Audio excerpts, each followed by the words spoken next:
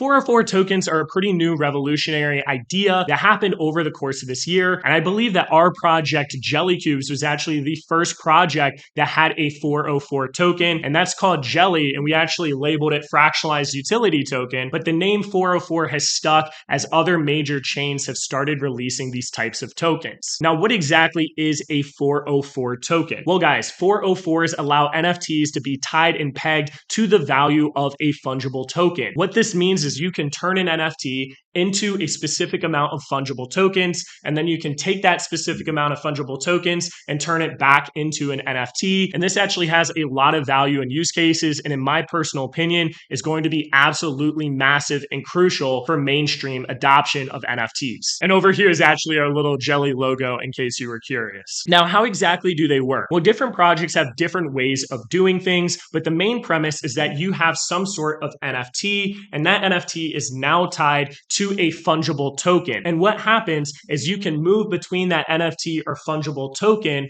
at any time you'd like, and different projects have different rules or numbers for how that process takes place. So for example, with Jelly Cubes, we have our points trait that's in the metadata of the NFT itself. And what we said is, hey, for every 1 point your Jelly Cube is, that's going to be equal to 10,000 Jelly fungible tokens. So at any point in time, users can swap 10,000 Jelly of our fungible token, and they can buy back a 1 point Jelly Cube, or if it's a 2 point Jelly Cube, now it's simply 20,000 Jelly in order to get that 2 point Jelly Cube. What's also cool is that it's also in the reverse, where a user can take a 1 point Jelly Cube and they can decide to swap that for 10,000 Jelly at any point in time. And this actually opens up a lot of great use cases. So these are some of the use cases that were part of our decision making of actually starting this 404 token for our project. So the first thing is it allows NFTs to actually be liquid by trading their fungible token on an LP or DEX, or even getting listed on a centralized exchange. And this allows for a lot more volume. If you think about it, guys, the number one issue with NFTs right now is they're super illiquid.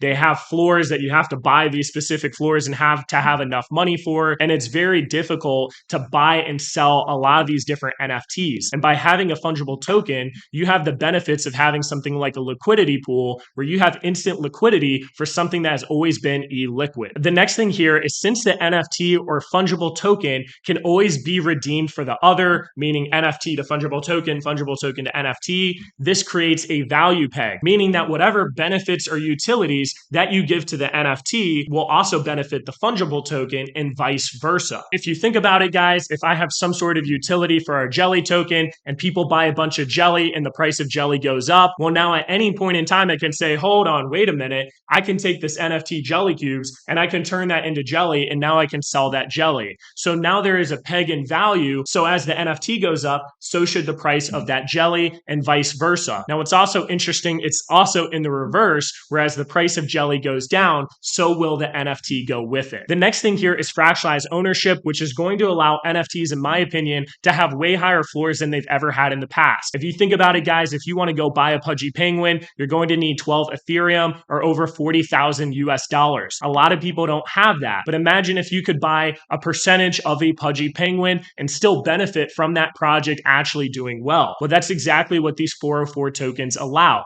They allow you to buy any amount of a specific project. I can own, for example, 1/100th of a Pudgy Penguin by buying a percentage of their Pudgy token if they came out with something like that. This is going to eliminate the barrier to entry for different NFT projects and allow anyone to get involved. The next thing here is that you can't transact NFTs, but with fungible tokens, you can actually transact them or have different utilities around this actual token. So now all of a sudden you can almost spend a portion of an NFT with different utilities, and this transactability opens up a lot of different options. Another thing that goes off of that transactability is deflation. Every time you actually burn the fungible token, or every time you burn the NFT itself, you are burning the counterpart. So if we have a utility with Jelly and a bunch of Jelly gets spent and we decide to burn a percentage of that Jelly, well, every time we burn 10,000 Jelly, we effectively burn 1 point worth of Jelly Cubes. So now you have an asset that's deflationary. The next thing here is you have unlimited holder counts. You might only have a max of 2,600 jelly cubes out there, but you could have an unlimited amount of people that actually own that fungible token, which is jelly. So now all of a sudden you could have 100,000 holders that are owning jelly, and all of that supply is distributed with a lot more people, which now want to see that project win. And it also takes a lot of jelly cubes out of circulation because not all of these jelly cubes can actually be bought back. The next thing here is arbitrage opportunities. As one asset goes up a lot more than the other, there are going to be people that buy the one asset to then sell on the other asset. And what this does is it creates more volume. And with more volume, you get more fees as people try to get into these different arbitrage opportunities. Then the final thing here that I think is an awesome benefit is you can now have yield farming for that fungible token. So you can take that jelly cube,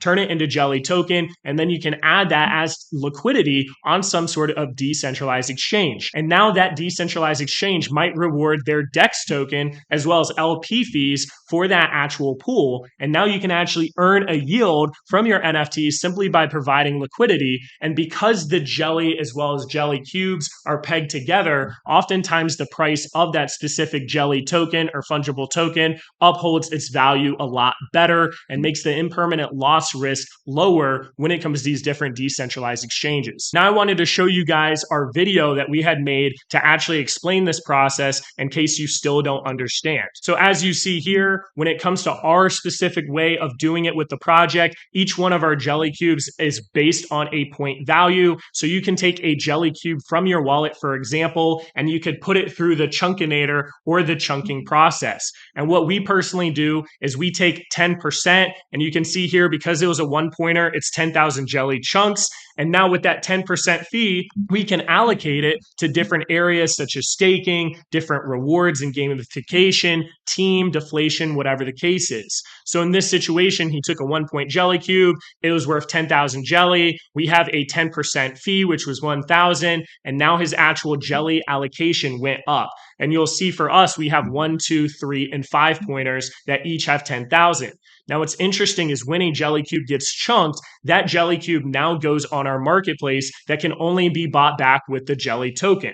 So for example, this jelly cube had been chunked in the past. That was a 2 point jelly cube or 20,000 jelly. He now has to spend 20,000 jelly, and he can take that jelly cube back from our marketplace, and now he can own that in exchange for sending us back that jelly. So it's really interesting. At any point in time, you can go back and forth with this jelly, and we had come out with this all the way back in October, and we're the first project to actually do this. So the final thing I want to bring up here are my overall thoughts on 404 tokens. And my personal opinion, I think this is going to save NFTs. A lot of memes have gained the traction from these degen investments because of how liquid they are, and 404 solved this problem. I think it's going to be a standard for every single new project that comes out because it's a lot easier to start off as a 404 than trying to convert into a 404 in the future. By opening up all the liquidity and eliminating the barriers to entry, which is the floor price, and having the benefits of both NFTs and fungible tokens, this will ultimately change the game. And I expect that we're going to improve this with jelly cubes over time as the project that really pioneered this. And the last thing I want to say is most projects out there can't easily convert their NFTs into a fungible token. We were able to do that with jelly cubes simply because we had an allocation of jelly cubes in our treasury that we could do this with, because we didn't want to artificially come out with more jelly tokens than there were with jelly cubes, because if that was the case, you wouldn't always be able to take your jelly and buy back a jelly cube. So we were able to do this, but I don't think other projects have the capabilities to really adopt this as their main token. And I think a lot of projects out there have already come out with their own BS token instead of doing something like this. So what I think we'll see is a lot of new projects start to adopt this, and we're already starting to see that on a lot of different chains out there. That pretty much wraps up everything you have to know about 404s. I think it's going to be a big deal and something worth paying attention to, and we'll see if my personal bet with jelly cubes ends up paying off with this idea.